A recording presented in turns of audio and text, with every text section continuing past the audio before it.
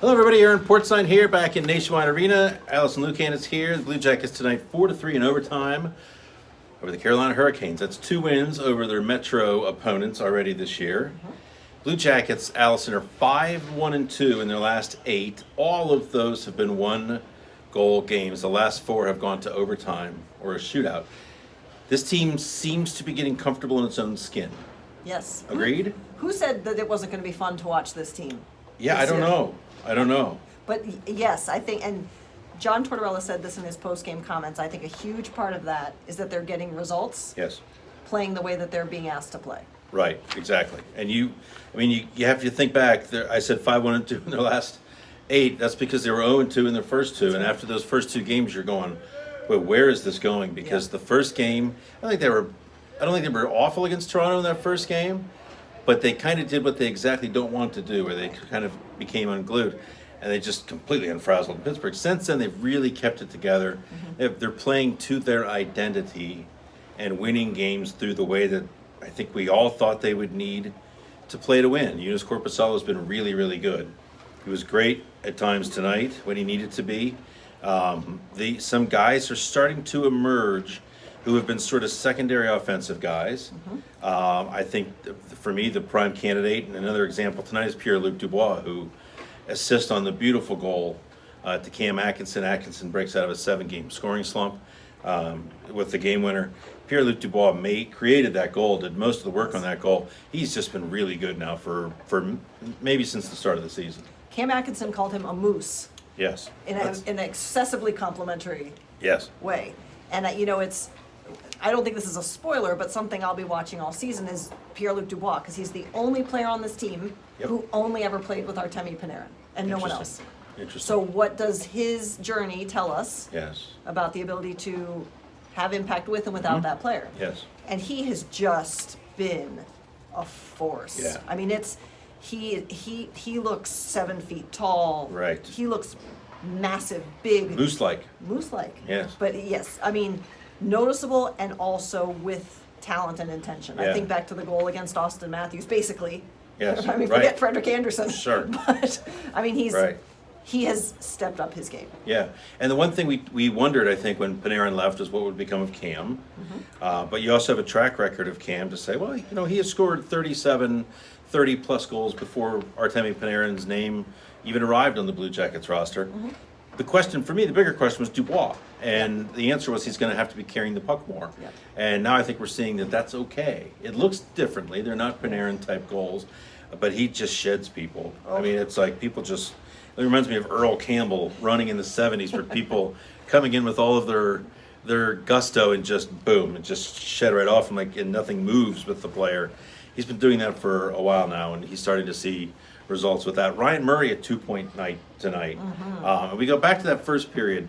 Blue Jackets score first. Texier has a beautiful goal off a 4-on-1 rush. You don't see those very That's often. right. And Assist then by Bemstrom.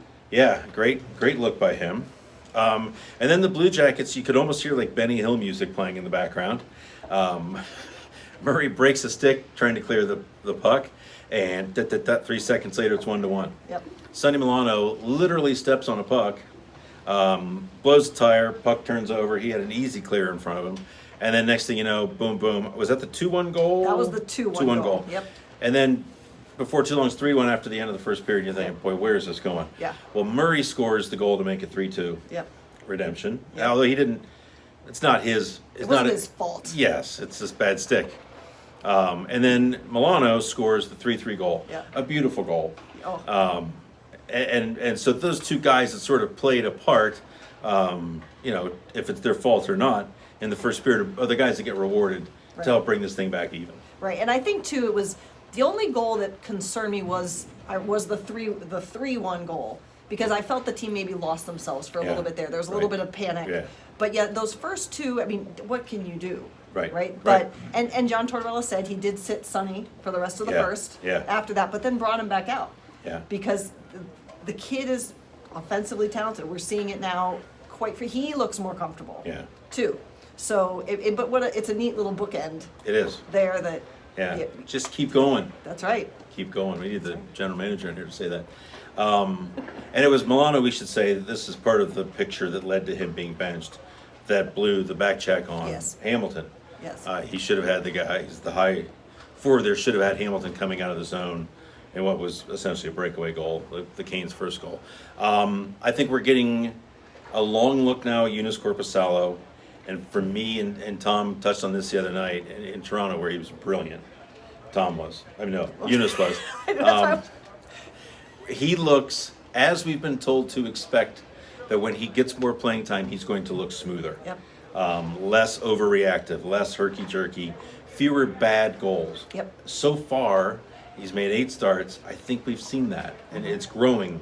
I think it's getting better and better. Is that what you're seeing as well? It absolutely is. And I'm also, I mean this in a good way, I'm also seeing it in the little bit of time that we are in the room Yeah. with those guys, even on a game day.